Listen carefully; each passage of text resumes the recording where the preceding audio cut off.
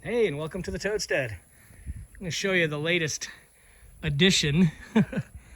A friend of mine had a few of these garage tent building things in his backyard, all taken apart because he stopped using them. It's a long story, but he decided that we needed a place to put the tractor. So we went down to his house and collected all this and built this little garage. And well, it's kind of pretty simple how it works. It's just metal bits covered in a plasticized, kind of a plastic canvasy kind of stuff. Pretty heavy duty. But this has turned out to be quite a blessing because, as you can see, all of these foam blocks that we're using for different projects, they take up a lot of space. Don't really want them out in the sun, but they don't have to be stored. And these are all stored in the shop and in the shed. So it gave us a lot of room. Same thing with our extra beekeeping equipment. These are all boxes and bits for the beekeeping concern. And again, it's not something you want to leave out in the weather if you don't have to, but they can stay out in a place like this. So this has worked out real well. This is our Covington planter that it works just fine, but it needs a little bit of tweaking, needs a little bit of cleaning. And quite frankly, we don't use it right now because it's set up for corn. And as we're doing our peanut concern, we're doing pretty well with that, we think. And as it grows, we want to set this machine up for planting peanuts using the tractor. It should make it so much faster, easier, and straighter for a lot of reasons I'll discuss when the time comes. But this machine is going to have to be gone through again, cleaned, oiled, a few things to it, and then the plates, which on this machine are in there. I need to get one that will work with the peanut seed, which is a little bit larger than the corn. So I have some stuff to work out with that. But because this part is wood, and because there's so many small little mechanical bits in there, you can see the rust that got on it in its old location, and it was just under a cover. But just the everything from dew to the occasional driving rain, now this is what we ended up with. So being able to put this in here is not only going to preserve it, but if we end up using this for the peanut concern, this thing's going to get brought back to about as best condition as we possibly can. Now, we did run an extension cord out here so we can use the battery charger. Got the tractor sitting kind of cattywampus in here. Not exactly all the way. Yesterday, I was using this tractor with the box blade on it to move around some of that mulch we had brought in a few days ago. And I got a little overheated. So came in here, just parked it like this to let it cool down, and fell asleep. Didn't come back out, so its butt is hanging out. But under normal circumstances, this tractor, even with the blade on it, will fit right in here, and we can close the door. And our zero turn, pardon me, even with its trailer, will fit right here. So getting all this machinery under cover has been a real blessing. Now, as some of you know, we don't live that far off the Gulf Coast, so storms are an issue. Now, can you make one of these things storm-proof? The simple answer is no, you can't. All you really can do is do the best to tie it down, and we'll give you an idea what we did. Now, this land is sloping, so I don't know if you can see it real well, but back up in there, and that corner is one of these blocks that's flush with the ground, and out here it's up on two.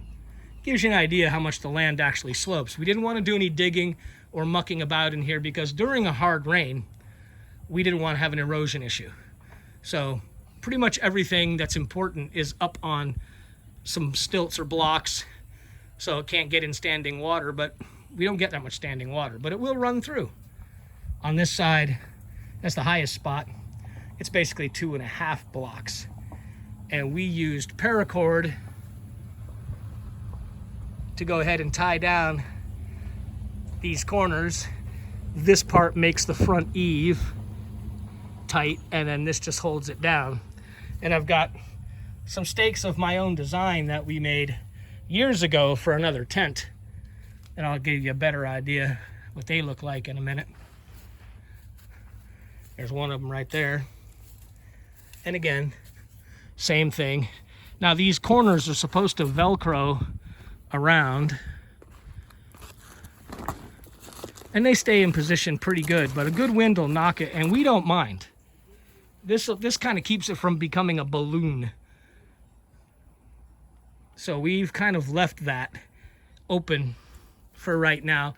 Not much water can get in, and if it touches anything that's right in there, it's not going to ruin it. So we leave it.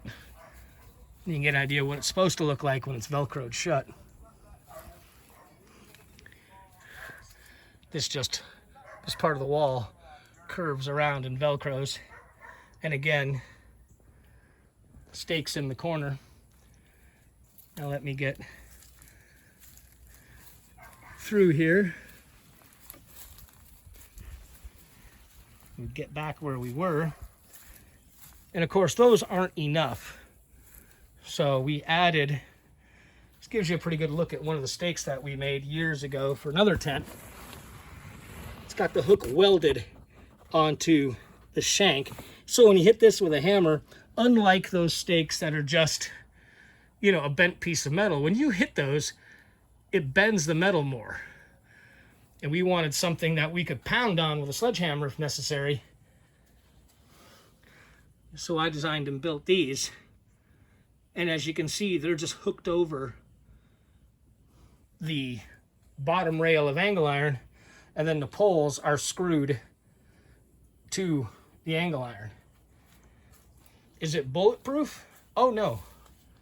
No, we get a 50, 60, 80 mile an hour wind, and we might lose this. But sometimes you just gotta hope for the best and do your best. There's a real good look at one of those stakes. Those stakes are about 2.5 feet long. So they're down in there real good. And that not only helps it from lifting, but it keeps it from moving back and forth. They're not mounted to these blocks. This is, for all intents and purposes, a temporary building. And then we have a lot of old paracord around, hundreds of feet of it. So we just used it to tie everything together. And I suppose if you want one of these, give you an idea where this one was, at least this wall was bought. There you go. And I know they make all different size canopies. You know, the fabric part, and you can supply your own conduit. I think this is probably 1.5 inches, if I remember right. Steel conduit, that's all it is. But so far, we actually had 2 hurricanes. One go to our east, one go to our west. And I would say we've probably had gusts in 40, 45 mile an hour gusts over the last 3 weeks. And with the doors zipped shut, can't really see it obviously, but there's a zipper there.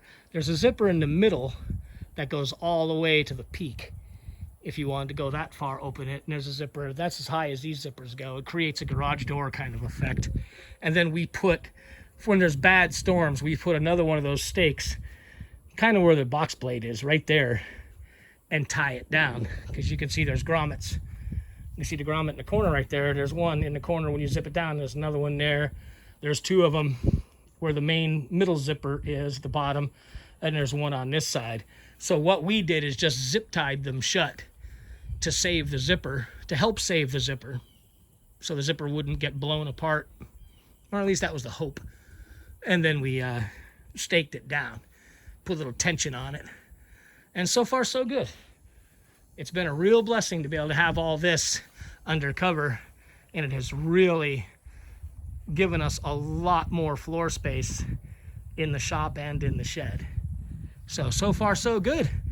Definitely can recommend one of these things if you need some temporary building. Oh, and the size of this, it's about 12 feet wide and about 20 feet long, give or take. I think it was like a few inches short of 20 and right at 12 feet wide. So it's plenty big enough. You can get a lot done.